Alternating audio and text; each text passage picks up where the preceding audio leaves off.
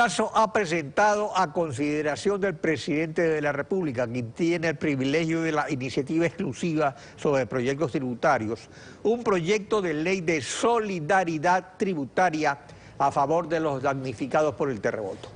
Buenos días, bienvenido a Contacto Directo. Muy buenos días, Alfredo, gracias nuevamente por la invitación. En efecto, el día miércoles le envié al presidente de la República un proyecto de ley de solidaridad tributaria con un propósito fundamental: facilitar las donaciones locales e internacionales a efectos de que los receptores de esas donaciones, que han visto caer sus casas, que se han visto afectados no solamente en términos materiales, sino también han perdido a seres humanos por la catástrofe, estén exentos del pago del impuesto a las donaciones. No cabe en este instante que una persona que ve caída su casa, alguien se acerca y le dice: yo te ayudo, voy a donar el dinero para poder reconstruir tu casa, esta persona tenga que pagar un impuesto a las donaciones de alrededor del 30 o 35%. Por otro lado, este proyecto de ley también trata a Manabí y Esmeraldas como zonas especiales, donde durante la etapa de la rehabilitación de esta catástrofe puedan estar exentos del pago de aranceles sobre tasas arancelarias, del IVA, del ICE, sobre todos los materiales que ellos requieren para la reconstrucción de todos los bienes que se han perdido en esta etapa. Esa es una de las propuestas que hemos hecho. Otra de las propuestas tiene que ver con el Fondo de Reconstrucción, donde nosotros decimos: no es el momento de discutir ideológicamente si está bien o no está bien la propuesta tributaria del presidente de la República. Todos saben que mi posición es diametralmente opuesta a esta manía de generar impuestos cada mes, cada año. Pero en todo caso, en homenaje y respeto a las víctimas, no es el momento de encapsularnos en temas ideológicos y discusiones conceptuales. Muchos estamos dispuestos a hacer ese sacrificio, pero que ese dinero vaya a un fondo de reconstrucción de Manabí y Esmeralda. Este fondo debe de tener su sede en la ciudad de Portoviejo, y los ejecutores de las obras tienen que ser los gobiernos seccionales, los municipios de Portoviejo, de Pedernales, los municipios de Muisne, en Esmeraldas. No debemos de crear nuevos entes burocráticos que distraigan estos recursos o que sirva para financiar burocracia. Estos municipios, estos organismos seccionales deben de tener a su cargo la reconstrucción de toda la obra pública destruida. Para una mejor comprensión de la propuesta de solidaridad tributaria, veamos lo que pasa en Japón, donde hubo un terremoto hace poco, de los tantos que ha habido. El diario Japan Times de ayer, el diario de lengua inglesa más antiguo y de mayor circulación en Japón, destaca el sistema tributario de deducciones al impuesto, a la renta, a las donaciones, a los municipios, como el medio más efectivo de financiamiento para la reconstrucción y ayuda a los damnificados por el terremoto de la semana anterior. Es decir, que esto no es pues una cosa nueva, una cosa que no tiene antecedentes, sino que se aplica en otros países, como por ejemplo Japón, que es uno de los países de más riesgo sísmico en el mundo y uno de los países más desarrollados. ¿Ha recibido usted alguna respuesta del presidente Correa sobre su propuesta? Alfredo, no hay nada nuevo bajo el sol. Uno lo que tiene que hacer en estas circunstancias es investigar, que es lo que ha hecho mi equipo de trabajo.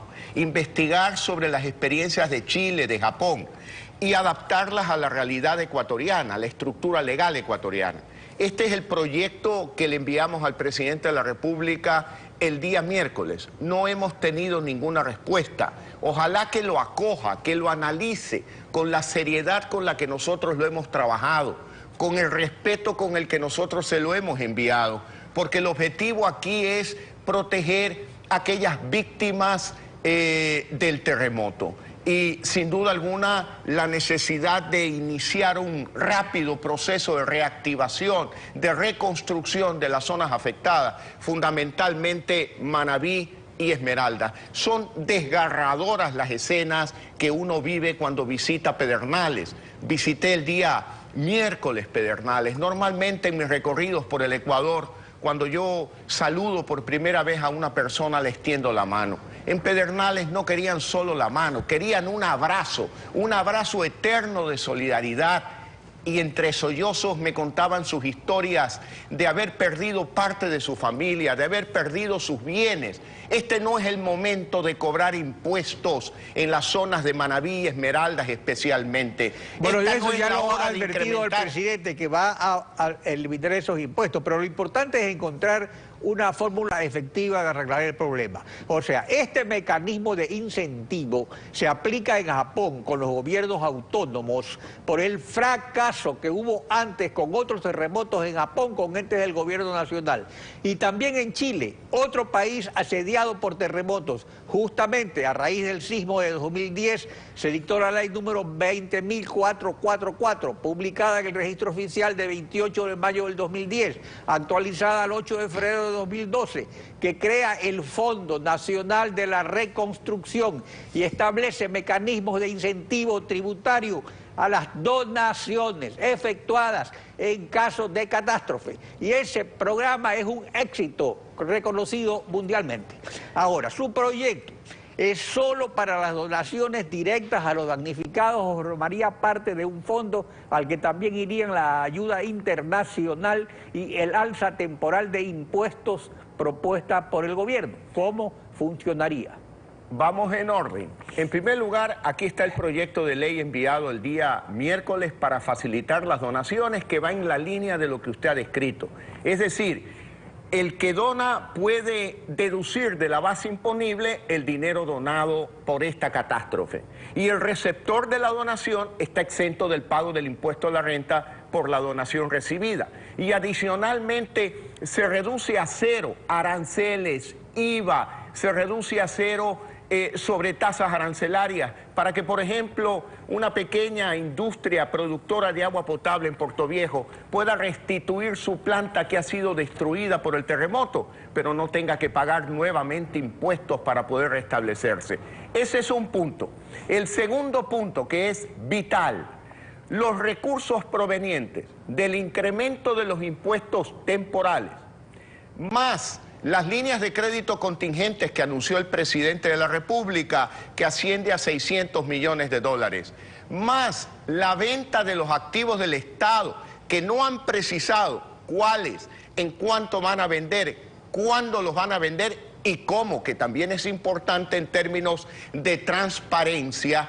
Todos estos recursos por impuestos cerca de 1.000 millones, créditos de 600, venta de activos mínimo, pueden vender cerca de 400 millones, ya vamos por 2.000, más donaciones internacionales que pueden llegar a 300 millones de dólares, son 2.300 millones de dólares que tendría el Fondo de Reconstrucción, con sede en Portoviejo, dirigido por... A ver, ¿cuáles serían los activos realizables que se podrían vender? Porque hay muchos activos, pero no todos tampoco son realizables a corto plazo. Mire, lo primero que tiene que hacer el presidente es vender sus lujos, los 2 aviones presidenciales. Ahí tiene usted cerca de 80 millones de dólares. Puede vender el edificio de la UNASUR, puede vender todos los medios incautados. Bueno, ese edificio nadie lo va a comprar, pero si ni siquiera lo ocupan totalmente. Pero el Banco del Pacífico, por ejemplo. Por ejemplo, el Banco del Pacífico. Por ejemplo, los medios incautados, Canal 10, Gamavisión. Usted tiene cerca de 400 millones de dólares. Si hay una voluntad política firme, lo que deberían hacer es seleccionar los bienes y con esos bienes iniciar el Fondo de Reconstrucción para que el fondo se encargue de venderlos, los haga líquidos y con ese dinero, a través de los municipios, hacer las obras de reactivación. Pero ese fondo debe estar dirigido por un prestante manabita, me atrevo a dar un nombre: Pedro Zambrano Lapenti. Son ellos los que tienen que manejar ese fondo. Ellos son los que están sintiendo la tragedia en este instante. Son los alcaldes, el alcalde de Pedernales. Él sabe que en Pedernales no había un hospital para atender a la población de Pedernales. Se necesita instalaciones de verdad, sin engaño, para que la población sienta los servicios reales. Y eso lo pueden hacer los alcaldes, las juntas parroquiales. No hay necesidad en de todas gastar partes en lo que es burocracia. así, en Japón y en Chile, aquí tiene que ser así. Ahora, el asunto es el siguiente. Esto no va a tomar solo un año, pero el alza temporal de impuestos que anuncia el presidente es de un año, o sea, todo está hecho a su medida. Después de un año él se va. ¿Qué va a pasar entonces? Pero vea, Alfredo, el problema es más de fondo. La tragedia del terremoto ha causado destrucción de bienes públicos por un lado y de bienes privados por otro lado. Estas medidas llamadas temporales del gobierno generan recursos ¿para qué? Para la reconstrucción de los bienes públicos, que me atrevería a decir son la menor cantidad de los bienes destruidos. La mayor cantidad son bienes privados. Ejemplo, el Hotel Cabrera, tradicional hotel de Portoviejo en la calle Pedro Gual. El dueño ha fallecido, don Raúl Cabrera. Eso es una tragedia para su familia, pero ellos quieren reactivar el hotel. Entonces es necesario también pensar en declarar a Esmeraldas y a Manabí como unas zonas especiales, con régimen legal especial, con régimen tributario especial. La familia Cabrera no está en condiciones de pagar hoy más impuestos, todo lo contrario, hay que bajar los impuestos a cero para que puedan reactivar su hotel y tengan por lo menos 30 años de exención de tributaria para que ellos sientan el estímulo de la reconstrucción. Por otro lado, una idea, podemos también crear un régimen tributario especial para que muchas grandes empresas del Ecuador tengan el incentivo de poner sus matrices en Portoviejo, en Manta, en Esmeraldas. De esa forma podemos reactivar la economía de esas zonas afectadas por la tragedia. Aquí tenemos que abandonar las ideologías, abandonar los conceptos rígidos. Tenemos que ser prácticos, comprender el dolor humano por el que está pasando hoy la provincia de Manabí, Esmeraldas, muy especialmente. Comprender que hay pequeños negocios, pequeños comercios que se han perdido empleos. No es el momento de subir impuestos, es el momento de bajar impuestos para activar la economía de Manabí y de Esmeraldas. Por eso hay que actuar con altura de miras, no con niñerías. Hay que actuar con madurez. Ahora, respecto al problema económico principal de la crisis, que eso está en general, usted ha propuesto reestructurar la deuda externa, pero para eso se necesita del Fondo Monetario Internacional, así como la Organización Mundial del Comercio pidió informe al fondo para las sobretasas arancelarias por problemas de balanza de pagos que impuso el gobierno.